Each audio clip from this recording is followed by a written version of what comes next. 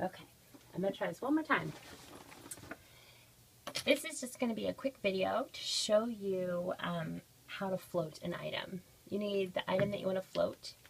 In this case, I am using the fabric that I'm going to do for a pocket on my reading pillow.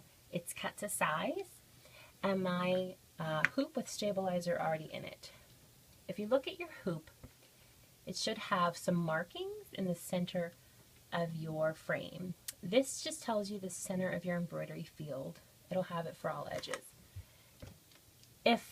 When I first started out, I found it helpful sometimes to take a ruler and line up those marks and draw a line down the center both directions. That just helped me figure out the line all the way over, and it also helped me figure out the very center of my embroidery design field. You don't have to do that. I don't do it anymore. But in the beginning it was helpful, so I thought I'd share. Okay, so we have the center of our hoop. Now I need to find the center of my actual item. To do that, I'm going to fold this bad boy in half and line it up to the best of my ability. And then I'm going to do, I call it a finger press. You just kind of rub your finger down on the edge to get a little bit of a crease. And that's just to show me where the center of my item is. Once I've done that, I'll pull my hoop over, and I'm basically going to line up my crease mark with this mark on my hoop itself.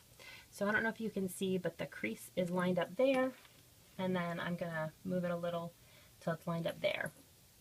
Just adjust up and down. You can do it the same thing and do a crease in the sides.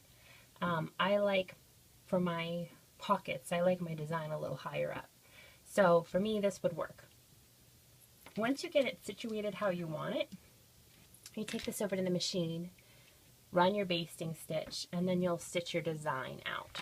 Now, I apologize, I had a basting stitch on this and then my last video didn't work out, so I had taken it out. But there's little holes here left from where the basting stitch is. The basting stitch is just a loose jumping stitch that's going to go all the way around your design.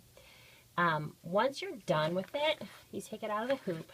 I take my little snipper scissors, I don't know what they're called, but and then I run the edge under it and cut it, and then just use it kind of like a seam ripper almost to pull out the edges.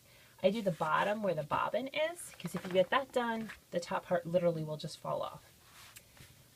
Once I have that done and I have my top part taken off, I would take a nice hot iron and press it, and that's going to get rid of those little holes. It works really well for flannel and cotton to get rid of those holes. Stuff like tote bags, canvas, that isn't going to help with getting rid of, the holes. Those holes might stay there for a little too long. So you might not want to baste on that kind of material. But for cotton and flannel, it works great. And then basically you're all set with this.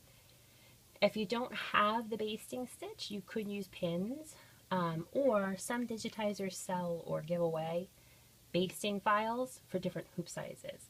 So you could take those files and merge it with your embroidery design. You just want to make sure that your basting stitch is what stitches first to hold your fabric in place, and then you're all set. Hope that helps.